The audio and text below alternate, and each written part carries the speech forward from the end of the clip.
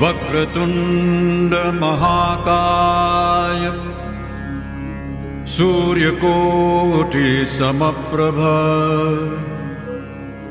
निर्विघ्नं कुरु मे देव सर्वकार्येषु सर्वदा। मैं विजयलक्ष्मी विद्या भारती की ऑनलाइन क्लासेस में आप सभी का स्वागत करती हूं। आज हम कक्षा 9वीं के अध्याय 4 जलवायु के बारे में अध्ययन करेंगे। जलवायु, जैसा कि आप सभी जानते हैं कि किसी एक क्षेत्र या भूभाग के लंबे समय तक चलने वाली मौसमी अवस्थाओं को जलवायु के अंतर्गत हम पढ़ते हैं। तो जलवायु को जब हम पढ़ने के लिए आज आए हैं तो उससे पहले हमें एक बार विश्व के ग्लोब पर नज़र डाल लेनी चाहिए। इस अध्याय को समझने के लिए हमें अपनी पूर्व कक्षाओं के ज्ञान की आवश्यकता पड़ेगी, जो कि हमने छोटी कक्षाओं में अध्ययन किया है कि पृथ्वी अपने अक्ष पर घूमती है, सूर्य के चारों ओर चक्कर लगाती है, यह अपने अक्ष पर झुकी हुई है। इस तरह की कुछ बातें जो हमने पहले पढ़ी हैं उनको आज आप एक बार थोड़ा सा याद करते हुए चलें। अब देखिए कि जैसा कि हमने पढ़ रखा है कि पृथ्वी के मध्य से भूमध्य रेखा गुजरती है, जो कि 0 डिग्री अक्षांश रेखा है, और इस पर सूर्य की किरणें वर्ष में 2 बार सीधी पड़ती हैं, और एक बार कर्क रेखा पर सीधी पड़ती हैं और एक बार मकर रेखा पर सीधी पड़ती हैं। भूमध्य रेखा 0 डिग्री अक्षांश रेखा है, कर्क रेखा उत्तरी गोलार्ध में 23.5 डिग्री अक्षांश रेखा है, और मकर रेखा दक्षिणी गोलार्ध की 23.5 डिग्री अक्षांश रेखा है। तो इस प्रकार से जहाँ सूर्य की किरणें सीधी पड़ती है उस क्षेत्र का वायु दाब कम रहता है, तापमान अधिक रहता है, तो वहाँ पर गर्मी अधिक पड़ती है। तो इस प्रकार हमारी जो भूमध्य रेखा है यह उष्ण क्षेत्र हो गया। इसको विश्व के कटिबंधों में या जलवायु में यदि हम अध्ययन करें तो उष्ण कटिबंध कहलाता है। और इसी की विपरीत स्थिति होती है हमारी ध्रुवों की तरफ, उत्तरी ध्रुव और दक्षिणी ध्रुव, क्योंकि यहाँ पर सूर्य की किरणें कभी भी सीधी नहीं पहुँचती है। इस कारण से इन क्षेत्रों का तापमान बहुत कम रहता है। यहाँ पर हमेशा जल बर्फ के रूप में जमा हुआ रहता है, जिसके कारण यहाँ पर शीत कटिबंध पाए जाते हैं। अब ये तो हो गई 3 बातें कि दोनों ध्रुवों पर शीत कटिबंध है और भूमध्य रेखा पर उष्ण कटिबंध है। अब इनके बीच की स्थितियों का अध्ययन करें तो जहाँ पर उष्ण कटिबंध है और निम्न वायुदाब है, वहाँ से हवाएं हमेशा उच्च वायुदाब क्षेत्र की ओर चलती हैं। तो उच्च वायुदाब क्षेत्र की ओर चलने की वजह से यहाँ का जो तापमान होता है इसके जस्ट ऊपर 23.5 डिग्री कर्क रेखा और 23.5 डिग्री मकर रेखा, यहाँ पर उपोष्ण कटिबंध पाए जाते हैं। और इसी तरह जो शीत कटिबंध है इसके जस्ट नीचे की तरफ अगर हम आए 90 डिग्री से 66.5 की तरफ अगर हम आते हैं दोनों तरफ, तो वहाँ पर शीतोष्ण कटिबंध पाए जाते हैं। तो इस प्रकार से हमारी पृथ्वी को 7 कटिबंधों में बांटा गया है। शीत कटिबंध, शीतोष्ण कटिबंध, उपोष्ण कटिबंध, उष्ण कटिबंध, उपोष्ण कटिबंध पुनः और पुनः शीतोष्ण और शीत कटिबंध। यहाँ पर इनकी अक्षांशीय स्थिति को थोड़ा सा हम ध्यान में रखेंगे कि शीतोष्ण कटिबंध 66.5 डिग्री पे है, उपोष्ण कटिबंध 23.5 डिग्री पे है, और उष्ण कटिबंध जो है वो हमारा 0 डिग्री पर है, और 90 डिग्री दोनों जहाँ पर हैं वहाँ हमारा शीत कटिबंध पाया जाता है। तो अब हम जलवायु पढ़ते हैं, उसके अंतर्गत भारत की जलवायु आज हमारा मुख्य टॉपिक रहेगा। तो भारत की जलवायु को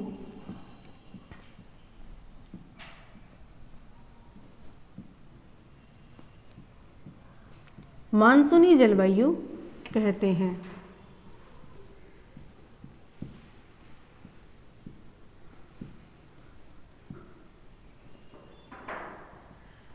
तो मानसूनी जलवायु कहने के पीछे हमारा एक प्रमुख कारण है कि भारत की जलवायु मानसून पर निर्भर करती है, और मानसूनी जलवायु को प्रभावित करने वाले कारक और भारत की जलवायु को प्रभावित करने वाले कारक समान ही होंगे, मौसम के और जलवायु के।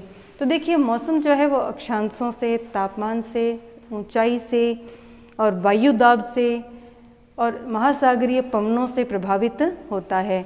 तो हमारे मानसून को प्रभावित करने वाले कारक हो गए अक्षांश, तापमान, वायु दाब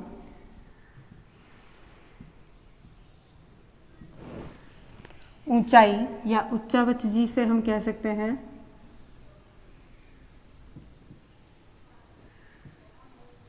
और महासागरीय पवनें।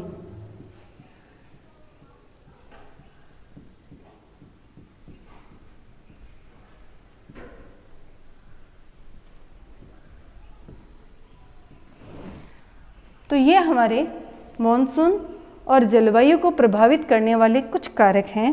अब हम ये किस प्रकार से हमारी जलवायु को प्रभावित करेंगे, इस बात पर थोड़ा विस्तार से अध्ययन करें तो हम भारत की जलवायु पढ़ने जा रहे हैं। एक बार हम भारत के नक्शे के बारे में थोड़ा सा यहाँ पर एक कच्चा चित्र जिसे कह सकते हैं बना लेते हैं।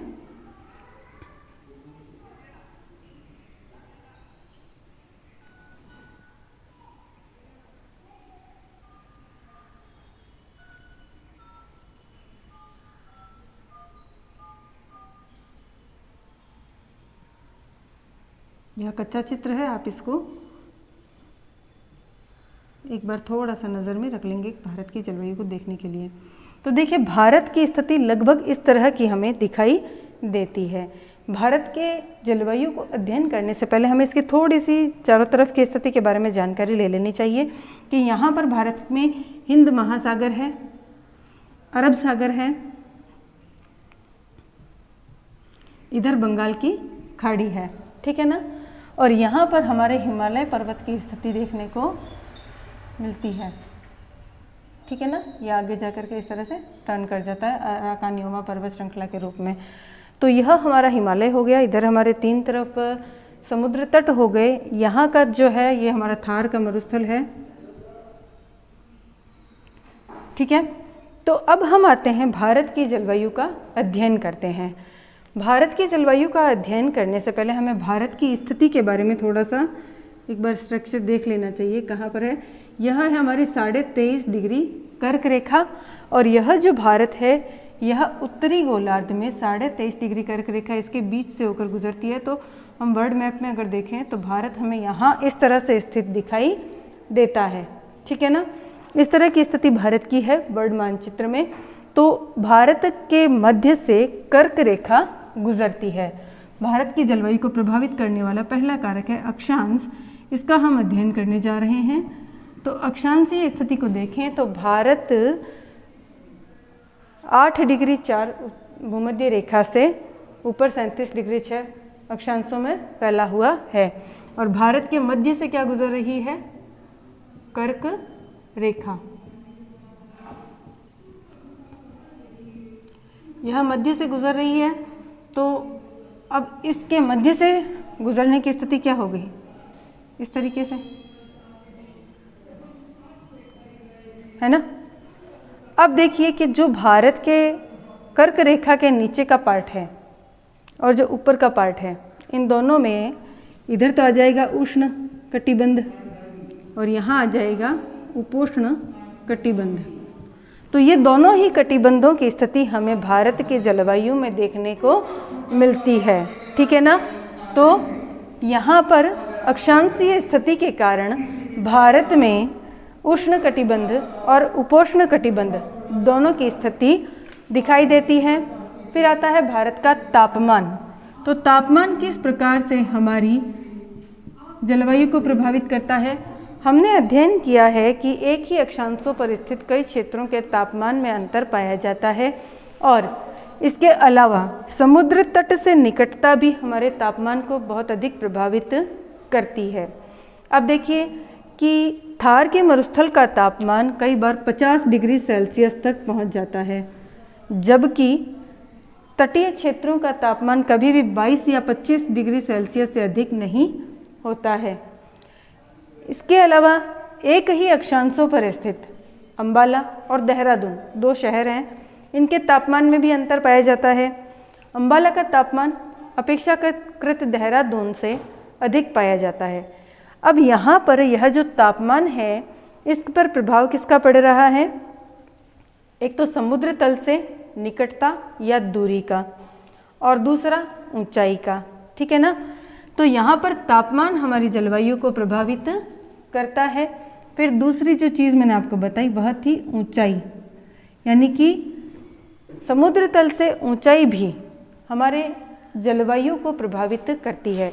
जैसे जैसे ऊंचाई बढ़ती है तापमान घटता जाता है और मैदानी इलाकों का तापमान कम होता है, वहीं पर शुष्क प्रदेशों का तापमान अधिक बढ़ता और घटता है, जबकि तटीय क्षेत्रों का तापमान हमेशा सम रहता है, ना तो बहुत अधिक बढ़ता है और ना ही बहुत अधिक घटता है। तो समुद्र का यहाँ पर हम प्रभाव देखें तो समुद्र जो है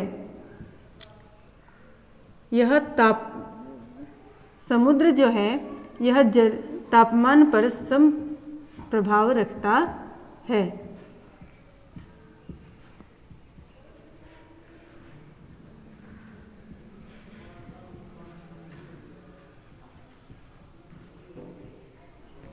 तो यहाँ पर हमारी समुद्र तल से ऊंचाई भी हमारे तापमान को प्रभावित करती है। अब यहाँ पर ऊंचाई के क्षेत्र में हम देखें तो जो मैदानी इलाके होते हैं वहाँ की ऊंचाई होती है 600 मीटर, जबकि जो पर्वत श्रृंखलाएं होती हैं वहाँ की औसत ऊंचाई जो होती है वो 6000 मीटर तक भी होती है।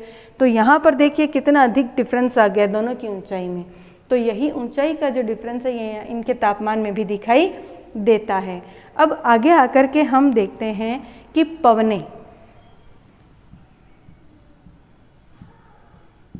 पवनों का अध्ययन करने से पहले हमें एक बार पुनः भूमध्य रेखा पर चलना पड़ेगा।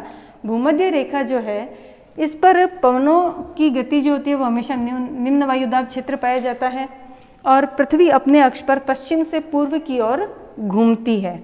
ठीक है ना, सभी को पता है पृथ्वी अपने अक्ष पर जब पश्चिम से पूर्व की ओर घूमती है और जो भूमध्य रेखा है इस पर जो निम्न वायुदाब क्षेत्र है यहाँ की पवनें उत्तरी गोलार्ध और दक्षिणी गोलार्ध में विपरीत दिशाओं में घूम जाती है। उत्तरी गोलार्ध की पवनें तो दाईं ओर और दक्षिणी गोलार्ध की पवनें बाईं ओर इस प्रकार से घूम जाती है और इन पवनों को हम कहते हैं व्यापारिक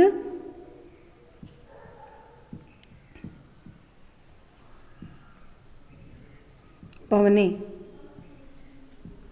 तो ये हमारी व्यापारिक पवनें कहलाती है जो कि उत्तरी गोलार्ध और दक्षिणी गोलार्ध दोनों में ही भूमध्य रेखा पर पाई जाती हैं और ये दोनों गोलार्धों में विपरीत दिशाओं में घूम जाती है और इस प्रक्रिया को हम कहते हैं कोरियोलिस बल।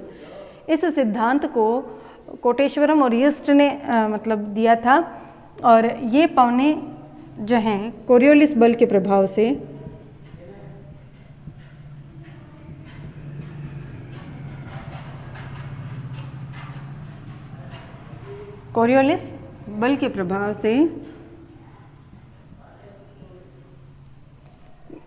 दाईं और बाईं तरफ घूम जाती है। इनको व्यापारिक पवनें कहते हैं और इसी को हम फेरेल का नियम कहकर भी पढ़ते हैं। बहुत छोटा सा नियम है, खाली आपको ये ध्यान रखना है कि पृथ्वी की घूर्णन गति के कारण ये जो निम्न वायुदाब क्षेत्र भूमध्य रेखा पर पाया जा रहा है इसकी जो पवनें हैं ये दाईं और बाईं ओर घूम जाती हैं और इन्हीं का प्रभाव हमारी जेट स्ट्रीम्स पर भी पड़ता है। कैसे पड़ेगा कि देखिए जेट स्ट्रीम्स के बारे में एक बार छोटी सी जानकारी ले लेते हैं कि जेट स्ट्रीम जो पवनें हैं यह क्षोभ मंडल में होती हैं।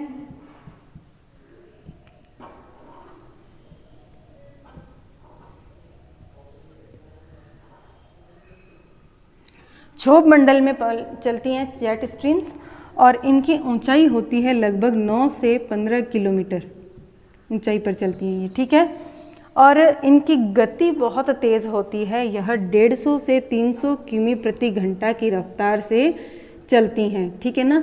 अब ये जेट स्ट्रीम्स जो हैं अगर हम भूमध्य रेखा पर देखें तो भूमध्य सागर में इनकी एक चक्रवात के द्वारा उत्पत्ति होती है और ये पवनें भारत में आने से पहले तिब्बत के पठार से होकर गुजरती हैं।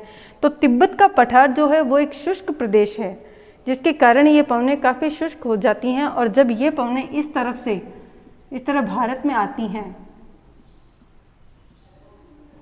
तब यह हिमालय पर्वत श्रृंखला के कारण 2 शाखाओं में विभक्त हो जाती हैं। अधिकांशतः ये पवनें भारत की हिमालय पर्वत के पीछे से निकलती हैं लेकिन ये कई बार 2 शाखाओं में विभक्त होती हैं।